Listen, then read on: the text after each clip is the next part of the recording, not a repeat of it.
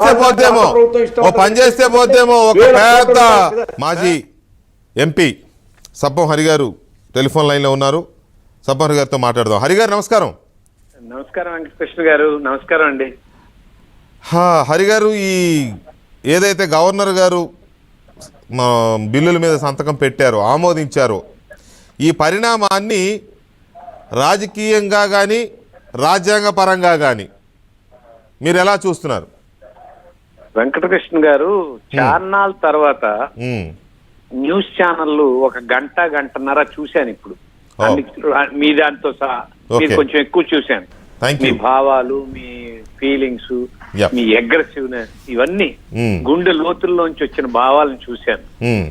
నేను ఆ రోజు రాష్ట్రం విడిపోయినప్పుడు బాధపడినంత బాధ మరలా నా జీవితంలో అనుభవించాను. నా కష్టాలు లేవు వెంకటకృష్ణ గారు. నా వైఫ్ మరణం తప్పించి నా 62 ఏళ్ళలో నాకు కష్టం తెలియదు. హాయిగా ధైర్యంగా ఉంటాను. నేను నిరాశవాదిని కాదు, పిరికివాడిని కాదు. ఆ రోజు నేను ఒక సందర్భంలో చాలా సీరియస్ గా ఇదేగా జరిగితే పార్లమెంట్ లో నేను సూసైడ్ చేసుకుంటానని ఒక మాట ముందుగా చెప్పాను. తెలియక నన్ను మొత్తం బ్లాక్ కమెంట్ వేశారు. నన్ను పార్లమెంట్ లో కవర్ చేశారు. ఆ మూమెంట్లన్నీ రిస్ట్రిక్ట్ చేశారు. ఇది గొప్పగా చెప్పుకోవట్లేదు. అయినా సరే బిల్లు పెట్టేటప్పుడు పార్లమెంట్ లో ఏ స్థాయికి వెళ్ళామో మీరు విట్నెస్ చేశారు. రాజగోపాల్ గారు, నేను గాని, అరుణ్ కుమార్ గాని, హర్ష్ కుమార్ గాని, అందరూ. సరే, అంత వేదనకి ఈ రోజు గురయ్యాను వెంకటకృష్ణ గారు. ఆ మాటలు సరిపోవు. సరే, ఇక్కడ ఏంటంటే ముఖ్యమంత్రి క్రిమినల్ మైండ్ తో ఆలోచిస్తాడు అని అనుకున్నాను, కానీ ఆ మైండ్ కి గవర్నర్ కూడా జోడవుతారని నేను ఊహించలేదు. యాక్సెప్ట్ చేయడం ఇవన్నీ తర్వాత అండి. అంటే ఆయనకి బిల్లు వెళ్తే ఈ రోజు వరకు సంతకం పెట్టకపోవడానికి కారణం ఏమిటనుకుంటున్నారు? కేవలం రేపు ఎల్లుట అవతల నాడు కోర్టు ఉండదు. వీళ్ళు ఇప్పుడు రేపు వచ్చి ఇక్కడికి వచ్చి 4 ఫైళ్లు పెట్టి సంతకాలు పెట్టి వెళ్ళి షిఫ్ట్ అయిందని చెప్తారు. ఇది ఇందులో ఏం అనుమానం లేదు. కేవలం అంటే నేను ఇక్కడ చెప్పేది ఏంటంటే, ఇదే గవర్నర్ గారు ఖచ్చితంగా ఆ బిల్లు పంపించినప్పుడు అది చెప్పినట్టు చేసి ఉండొచ్చు, లేదా మండే చేయొచ్చు. ఈ రోజు ఎంచుకోవడానికి కారణం చాలా ఇంపార్టెంట్. అందుకని మీకు చెప్తున్నాను వెంకటకృష్ణ గారు, ఇది కేవలం మోసం చేయడం కోసం ఈ బిల్లు ఇన్ని రోజులు ఆపించి మీ అందరితో, మనలాంటి వాళ్ళందరితో, మేధావులతో డిస్కషన్ చేసుకున్నట్టు చేస్తూ, నేనేమో అక్కడ పంపిస్తాడేమో, పార్లమెంట్ కి పంపిస్తాడేమో, అటార్నీ జనరల్ కి పంపిస్తాడు, భ్రమలు కన్నారు. కానీ ఈవేళ పంపించారు. చూడండి, దీనికి కేవలం ఇక్కడేమో లేదంటున్నారు. నాకు తెలుసు ఆఫీసు, బంగ్లా ఎంతెంత ఎన్ని కోట్లు ఖర్చు పెట్టి చేస్తున్నారో నాకు తెలుసు. కేవలం సెక్రటేరియట్ కోసం స్టాఫ్ ఏం చేశారో తెలుసు. సరే, ఇది తర్వాత ఏం జరుగుతుంది, కోర్టులో ఏం జరుగుతుంది, అది నేను ఇప్పుడు మాట్లాడినా గానీ ఆ 32 గ్రామాల ప్రజలు ఈ రోజు ఎందుకో చూస్తే చాలా మందిని చూశాను. అక్కడ మాట్లాడుతున్న శాస్త్రి గారు గాని, శ్రీనివాస్ గారు గాని, మన సిపిఎం నాయకులు గాని ఎందుకో చూస్తున్నాను ఈవేళ. ఎవరండి? గఫూర్ గారు, రామకృష్ణ గారు చూస్తున్నాను. అన్నిటికంటే మందకృష్ణ. అంటే ఒక ప్రభుత్వం ఇప్పుడు ఒకవేళ అతను క్లియర్ గా తెలిసారు. మన సోమ వీర్రాజు గారు ఏం మాట్లాడారు, జీవీఎల్ ఏం మాట్లాడారు, కోర్టు గురించి ఏం మాట్లాడారు, కోర్టు ఒకవేళ పెడతారా, లేదు మేము ముందు నుండి అనుకున్నామని కోర్టు అక్కడ పెట్టిస్తారా, రేపు సుప్రీం కోర్టుతో కూడా ఒప్పించి ఈ ముఖ్యమంత్రి సంతకం పెట్టించి కేంద్రానికి పంపించి మళ్ళీ అక్కడ బిల్డింగ్ పంపించినా నేను ఆశ్చర్యపోను. ఎందుకంటే ఇది హ్యాండ్ ఇన్ గ్లౌస్. ఇది కలిసి ఆడుతున్న అతి పెద్ద నాటకంగా నేను చూస్తున్నాను. దీంట్లో వీళ్ళందరికీ చంద్రబాబు నాయుడే టార్గెట్ అయితే ఈ అన్ని పార్టీలకి నాకేం అభ్యంతరం లేదు. కానీ రాష్ట్ర ప్రజలను టార్గెట్ చేస్తున్నారు. ఒక వ్యక్తి మీద కక్షతో, ఒక వ్యక్తి మీద ద్వేషంతో, ఒక వ్యక్తిని రాజకీయంగా అంతం చెయ్యాలని ఎంచుకోవడం కోసం ఈ ప్రోగ్రాం ఎంచుకోవడం మాత్రం రాక్షస మనస్తత్వం అండి. దీన్ని ఎంచుకోవడం. కానీ అధికారంలోకి వచ్చిన దగ్గర నుంచి అదే చూస్తున్నాం కదా, కూల్చివేతల మొదలైంది. అంటే ఇక్కడ వెంకటకృష్ణ గారు, అసలు జగన్మోహన్ రెడ్డిని గెలిపించడంలో బీజేపీ పాత్ర ఏంటుందో మనం అందరం మాట్లాడుకున్నది. అవును. కాబట్టి ఎజెండా ఫిక్స్ అయింది ముందే, బిఫోర్ ఎలక్షనే ఫిక్స్ అయింది. ఇప్పటికీ చెప్తాను, నాకు ఇప్పటికీ ఈ గెలుపు ఈవీఎంలను ఎన్నోసార్లు మాట్లాడతాను, ఇప్పటికీ మాట్లాడతాను, అది వెనక్కి తీసుకోను. మరలా ఆ పని చేసిన ఆశ్చర్యపోను. భారతదేశం, ఆంధ్రప్రదేశ్ లో అది పక్కన పెడదాం, తర్వాత చూడండి. ఓకే, ఇక్కడ సిఆర్డిఏని రద్దు చేశాడు. పోనీ అంటే ఇదేదో వీక్ అయిపోయి పోనీ అని అనట్లేదు వెంకటకృష్ణ, పెడార్థాలు తీయవసరం లేదు. ఒకవేళ నిజంగా సెక్రటేరియట్ 4 రోజుల ఎంప్లాయీస్ ఎవరైనా తీసుకొచ్చినా మళ్ళీ ఈ ఆఫీసుని తీసుకొచ్చి అక్కడ పెట్టగలం. ఈ ఆఫీసుని తీసుకొచ్చి అక్కడ పెట్టగలమండి, చెప్తున్నాను. మళ్ళీ సెక్రటేరియట్ ఇక్కడ రావాలని చెప్పగలం. ఎవరికి అధికారం శాశ్వతం కాదు. చాలా మంది చాలా 16 ఏళ్ళు 19 ఏళ్ళు పరిపాలించినటువంటి మహా నాయకులకే సోనియా గాంధీ గురించి ఒక మాట అనేవారు, ఆవిడ ఒక నిర్ణయం తీసుకుంటే తప్పు జరగదు, అన్ని ఆలోచించి తీసుకుంది, అదే ఆయన సక్సెస్. కావాలంటే మన్మోహన్ సింగ్ చూడండి, ప్రైమ్ మినిస్టర్ ఎలా చేసింది. రెండోట ఇలా చెప్పినా కూడా ఒక్క తప్పు చేస్తే ఈ రోజు కాంగ్రెస్ పార్టీ అడ్రస్ ఈ దేశంలో ఎక్కడా లేకుండా పోయి తిరిగి 2 రాష్ట్రాలు ప్రజలు అధికారం ఇచ్చి గెలిపించిన ఆ రాష్ట్రాలను కూడా పీక్ పారేశారు, పారేస్తారు కూడా. ఇప్పుడు జరుగుతున్న రాజకీయం వేరు. ఇక్కడ నేను చెప్పేది ఏంటంటే సిఆర్డిఏని రద్దు చేయడంలో ఇంకా కుట్ర నాకు కనిపిస్తుంది. ఎంత ఘోరం అంటే అగ్రిమెంట్లన్నీ సిఆర్డిఏ సంతకాలు పెట్టించిన అగ్రిమెంట్లు. అవును, వాళ్ళకి ఇప్పుడు 1,00,000 కోట్లు 2,00,000 కోట్లు. పోనీ రేపు పొద్దున్న గవర్నమెంట్ బీజేపీ గొప్పగా వీళ్ళందరూ కూర్చొని, ఇప్పుడు నేను ఒక్క విషయం చూస్తున్నానండి, పవన్ కళ్యాణ్ గారి స్టాండ్ ఏంటో నాకు కావాలి. నేను అదే అడుగుతున్నా ఇవాళ మధ్యాహ్నం నుంచి. నాకు అది నేను వినలేదు. పవన్ కళ్యాణ్ గారి స్టాండ్ ఏంటంటే అతను ఒక్కడు లేకపోతే ఆంధ్రప్రదేశ్ లేదా, అతను ఉంటేనే ఆంధ్రప్రదేశ్ ఉందా అని నేను చెప్పను. చాలా సందర్భాల్లో కమ్యూనిస్టులు ఒకప్పుడు ఎలాంటి క్రియాశీలక పాత్రలు పోషించారు, ఎన్ని ఉద్యమాల్లో వచ్చారు. ఈ రోజు వాళ్ళ పాత్ర చాలా చిన్నదైపోయింది, మరుగుజ్జు కింద అయింది. దానికి కారణాలు వేరుండొచ్చు. మన డాంగే వచ్చినప్పుడు ఎప్పుడైతే సిపిఐ ఇందిరాగాంధీతో కలిసిందో, సుర్జీత్ సింగ్ బర్నాలా ఎప్పుడైతే అవుట్ సైడ్ నుండి సపోర్ట్ ఇచ్చారో, కొన్ని రాజకీయ పరిణామాల్లో రెండోది ఇప్పుడున్నటువంటి ప్రభుత్వం కమ్యూనిస్టులు పూర్తిగా షార్ట్ చేయాలని వాళ్ళు ఎంచుకున్నటువంటి నిర్ణయంలో కొన్నాళ్ళు సక్సెస్ అవ్వచ్చు. ఈ కాంగ్రెస్ పార్టీ తిరుగులేని 19 సంవత్సరాలు ఒకరు, 16 సంవత్సరాలు ఒకరు, ఇంకో విడివిడిగా ప్రైమ్ మినిస్టర్ ఒక 20 సంవత్సరాలు పరిపాలించినటువంటిది ఒక రాష్ట్రంలో అధికారం తెచ్చుకోలేనటువంటి పరిస్థితికి దిగజారడానికి కారణం ఏంటంటే రాజకీయ తప్పులు కాదండి.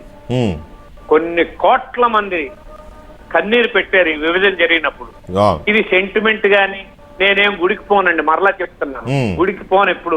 అలాగని భగవంతుడు లేనని కూడా చెప్పను, ఎప్పుడు గుడికి పోను.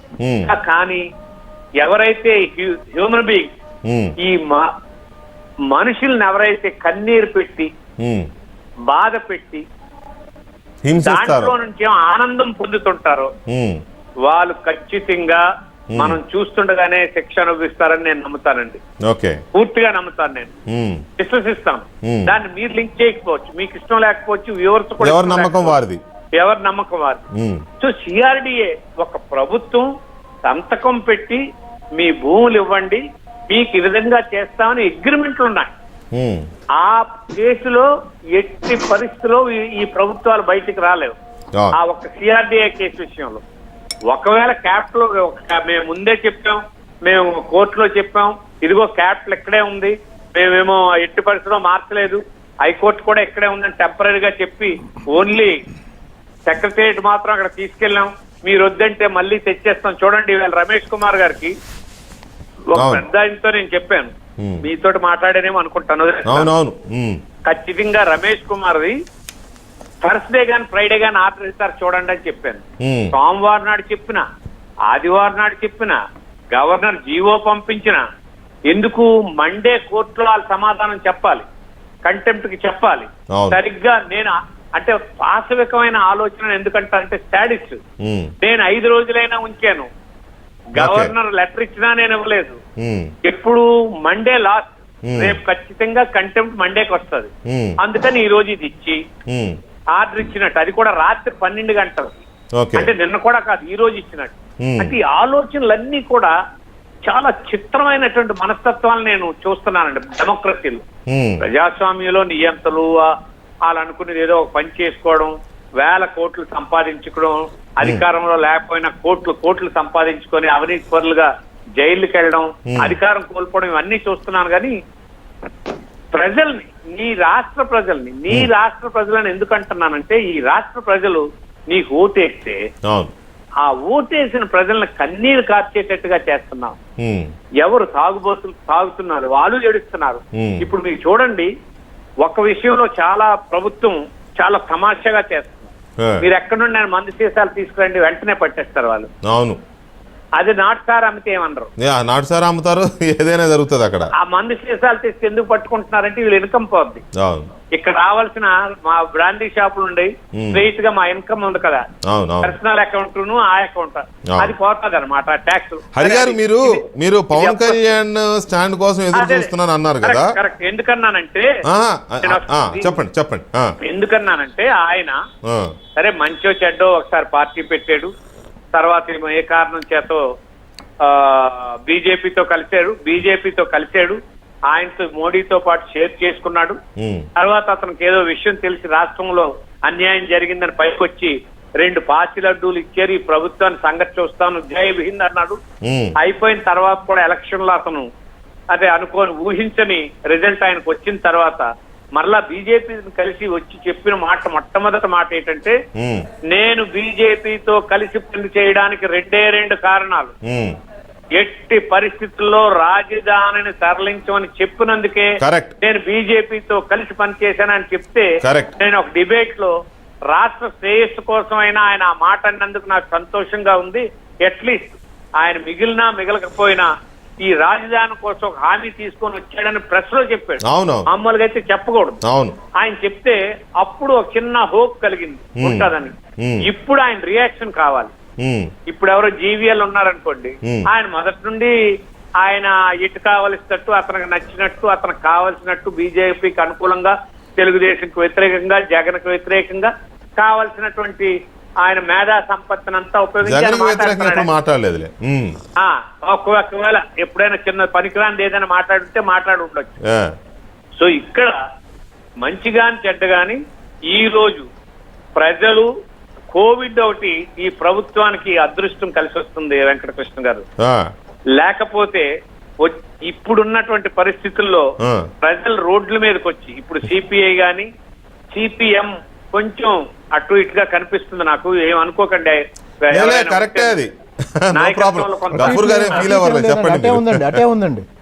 సరే, అటు ఇటు ఉన్నట్టుగా కనిపిస్తున్నా నేను చెప్పేది ఏంటంటే, ఈ టైంలో ఈ తెలుగుదేశం గాని, సిపిఐ గాని, సిపిఎం గాని, అట్లాగే జనసేన గాని, బీజేపీ కూడా ఒక మాట అంటుంది కదా, కేంద్రం దీంట్లో జోక్యం చేసుకోదు గాని మేము ఇక్కడ అమరావతి ఉంటే మాకు అభ్యంతరం లేదని చెప్తున్న బీజేపీ వారు గాని, నిజమైనటువంటి ఈ డ్రామాలు అన్ని ఆపేసి వీళ్ళందరూ కలిసి రోడ్డు మీదకి వస్తే ఖచ్చితంగా. మీరు ఒక మేయర్ గా చేశారు విశాఖకి, అవునండి, ఎంపీగా చేశారు. ఈ రాజ్యాంగం ఏంటి, రాజకీయాలు ఏంటి, గవర్నర్లు ఏంటి, వ్యవహారాలు ఏంటి అన్ని తెలుసు మీకు. అవునండి. గవర్నరు ఇంత కీలకమైన విషయంలో ఇన్ని రోజులు నాంచిన తర్వాత ఇవాళ ఆమోదించారంటే బీజేపీకి తెలియదా, బీజేపీ హస్తం లేకుండానే ఇది జరిగిందని మనం అనుకోవచ్చా? నేను అనుకోను, ప్రజలు అనుకుంటే అనుకోనండి. రాజకీయ లబ్ధి కోసం ఎవరైనా అనుకుంటే అనుకోనియండి. జీవీఎల్ గారు లేకపోతే మన ఇంకా సోము వీర్రాజు గారు అధ్యక్షులు ఇది మేము ఎప్పుడు దీంట్లో జోక్యం చేసుకోమని చెప్పనివ్వండి. నేను అనుకోను. అనుకుంటే శుక్రవారం ఇవ్వరు, ఈ రోజు ఇవ్వరు. ఇది ఇంతకంటే ఇండికేషన్ అవసరం లేదు. అది అంటే ఫస్ట్ ఆఫ్ ఆల్ ఖచ్చితంగా ఒక్క విషయం వెంకటకృష్ణ గారు, ఎవరు అధికారంలో ఉన్నా, నేను వెంకయ్య నాయుడు గారు ఒకసారి ఆంధ్రజ్యోతిలో ఇద్దరం లైవ్ లో ఉన్నాం. మీ దాంట్లోనే మీ రాధాకృష్ణ గారే యాంకర్ గా ఆ రోజు ఉన్నారు. ఆ రోజు ఆయన ఏమో పార్లమెంటరీ అఫైర్ మినిస్టర్ ఎవరు వెంకయ్య నాయుడు గారు. నేను ఆ రోజు చెప్పాను, పార్లమెంట్ లో ప్రజాస్వామ్యం లేదు, కేవలం ఫ్లోర్ మేనేజ్మెంట్. ఎప్పుడు వాళ్ళకి ఏ విధంగా కావాలంటే ఆ బిల్లులు చేసుకుని ఓకే చేసుకుని వెళ్ళిపోతారు. ఎప్పుడు మాయావతిని వాకౌట్ చేయమంటే చేస్తారు, ఎప్పుడు ములాయం సింగ్ ని వాకౌట్ చేయమంటే చేస్తారు, ఎప్పుడు మమతా బెనర్జీని వాకౌట్ చేయమంటే చేస్తారు, లేకపోతే డిఎంకే సపోర్ట్ చేస్తుంది, తర్వాత వాకౌట్ చేసిన ఓటింగ్ అనేటువంటి ఇదంతా ప్లాన్. హరిగారు ఒక్క మాట, చెప్పండి. ఈ 3 బిల్లుల గవర్నర్ ఆమోదంతో భారతీయ జనతా పార్టీ, అలాగే వైఎస్ఆర్ కాంగ్రెస్ పార్టీ, జనసేన పార్టీ, ఈ 3 పార్టీల మధ్య ఉన్న లోపాయికారి స్నేహం పూర్తిగా బయటపడిందని కొంతమంది వ్యాఖ్యానిస్తున్నారు విశ్లేషకులు. నిజమేనా అది? అంటే ఫస్ట్ మీరు లోపాయికారి ఒప్పందం అని అంటున్నారంటేనే వాళ్ళు తప్పు మాట్లాడుతున్నారు. ఇది ఖచ్చితంగా క్లియర్ గా ఒప్పందం. బీజేపీ వైకాపా, అందులో డౌట్ ఏం లేదు. సీక్రెట్ ఏం లేదు, ఓపెనే. ఓపెన్ అంతా అండర్స్టాండింగ్. మీరు ఎప్పుడైనా చూడండి, ఇంకో 4 సంవత్సరాలు ఉంటే జమిల్ ఎలక్షన్స్ వస్తే చెప్పలేను కానీ మీరు ఏం చేశారండి మొన్న సిటిజన్ బిల్ కి వైఎస్ఆర్సీపీ రాజ్యసభలో ఏం చేశారండి? అవును, అక్కడేమో బీజేపీకి ఓటేశారు కదా, ఇక్కడికి వచ్చి కర్నూలులోనే మేము వ్యతిరేకిస్తామంటారు ముఖ్యమంత్రి గారు. అవును. సో ఇదంతా డ్రామా, దీన్ని పక్కన పెట్టేద్దాం. అంటే పక్కన పెట్టింది ఇది రైట్, కానీ దాంట్లో ఈ రోజు ఈ స్టాండ్ మీద ఆధారపడి ఉంటది పవన్ కళ్యాణ్ గారిని కూడా అందులో కలపాలా లేదనేది. బీజేపీ వైకాపా వరకు నాకు పర్వాలేదు, లేదు బీజేపీ జనసేన ఓపెన్ సీక్రెట్ కలిసి చేస్తా ఉన్నారు. ఈ ముగ్గురు కలిసి చేస్తారా అనే దాంట్లో బహుశా అతని గురించి నేను ఎప్పుడు అతను పర్సనల్ గా కలవలేదు, ఎవరు పవన్ కళ్యాణ్ ఎప్పుడు మాట్లాడలేదు. కానీ అతని గురించి కలిసినటువంటి వాళ్ళు చెప్తున్నటువంటి అనేక సందర్భాల్లో అతను అనుకున్న దానికి నిలబడే మనస్తత్వం, రిజల్ట్ ఏదైనా సరే ఫెయిల్ అవ్వచ్చు, రాకపోవచ్చు, కానీ అతన్ని కూడా వీళ్ళు ఒప్పించేశారు అనుకోండి, ఇంకా మిగతా వాళ్ళందరూ కలిసి ఒక పని చేయాల్సినటువంటి అవసరం వస్తుంది. బట్ ఈ రోజే జరిగింది కాబట్టి రేపటి వరకు మనం వెయిట్ ఎలా ఉంటుందో చూద్దాం, రేపటి వరకు వెయిట్ చేసి చూడాలని అయితే అనుకుంటున్నాను, ముందుగా ఏమి కాకుండా. అలాగే మన ఎవరు శాస్త్రి గారు చాలా సందర్భాల్లో నేను వింటున్నాను, ఇందాక మీ దాంట్లో కూడా లౌడ్ గా ఎక్స్ప్రెస్ చేస్తున్నారు ఆయన. అంటే నేను రాశాను, ఎలా చేస్తున్నారు రూల్స్, అట్లాగే గవర్నర్ తాలూకా విధులు విధానాల గురించి చాలా చెప్తున్నారు. ఇవేవి కూడా ఆయన చెప్పినవి గాని లేకపోతే గఫూర్ గారు చెప్పినవి గాని ఎవరు చెప్పినా సరే ఇది రాజకీయం దగ్గరకు వచ్చేటప్పటికి ఈ రూల్స్ ఏమీ చెల్లట్లేదు వెంకటకృష్ణ గారు. కరెక్టే. ఎవరైతే అధికారంలో ఉంటారో, జయలలిత ఏం చెప్తే అదే ప్రజాస్వామ్యం, సోనియా గాంధీ ఏం చెప్తే అదే ప్రజాస్వామ్యం, కేసీఆర్ ఏం చెప్తే అదే ప్రజాస్వామ్యం, అధికారంలో ఉంటప్పుడు చంద్రబాబు నాయుడు ఏం చెప్తే అదే ప్రజాస్వామ్యం. ఇట్లాగా మన ఎవరు వెస్ట్ బెంగాల్ అదే ప్రజాస్వామ్యం, ఇప్పుడు మోడీ ఏం చెప్తే అదే ప్రజాస్వామ్యం. నేను ఇది మీకు చెప్పేది ఏంటంటే అధికారంలో ఉన్నటువంటి వాళ్ళు ఏమనుకుంటే అదే డెమోక్రసీ, అదే చట్టసభలు చేస్తున్నాయి, అవే ఓకే చేస్తున్నాయి. అది గవర్నర్ అయినా ప్రెసిడెంట్ ఆఫ్ ఇండియా అయినా. మీకు బెస్ట్ ఎగ్జాంపుల్ ఆర్టికల్ 67 10 గంటలకు డిసైడ్ చేసి కేబినెట్ పెట్టి జీవో పట్టుకొని వచ్చి రాజ్యసభలు ఓకే చేసి బిల్లు పెట్టారు. అందుకని ఇదంతా ఇది మీరు మిగతా చాలా మంది ఉన్నారు వెంకటకృష్ణ, ఇందాక నేను రాలేకపోయినందుకు thank you very much. Thank you sir, thank you Hari garu thank you. Sastry గారు ఆయన అనేది ఏంటంటే మీరు చెప్పే రూల్స్ ఇవన్నీ కరెక్టే, కానీ రాజకీయాలు వాటన్నిటిని మింగేస్తున్నాయి, అందువల్ల అది సాధ్యం కావట్లేదు అనేది హరి గారి ఒపీనియన్. మీరు చెన్నైలో తమిళనాడులో వాళ్ళ జల్లికట్టు గురించి మొత్తం పార్టీలు ప్రజలు అందరూ మెరీనా బీచ్ దగ్గరికి వచ్చేస్తే చచ్చినట్టు వచ్చారు. గవర్నమెంట్ చచ్చినట్టు కిందకి దిగింది గవర్నమెంట్. సుప్రీంకోర్టు కాకుండా ఆర్డినెన్స్ ఇచ్చుకున్నారు. అంచేత రాజ్యాంగానికి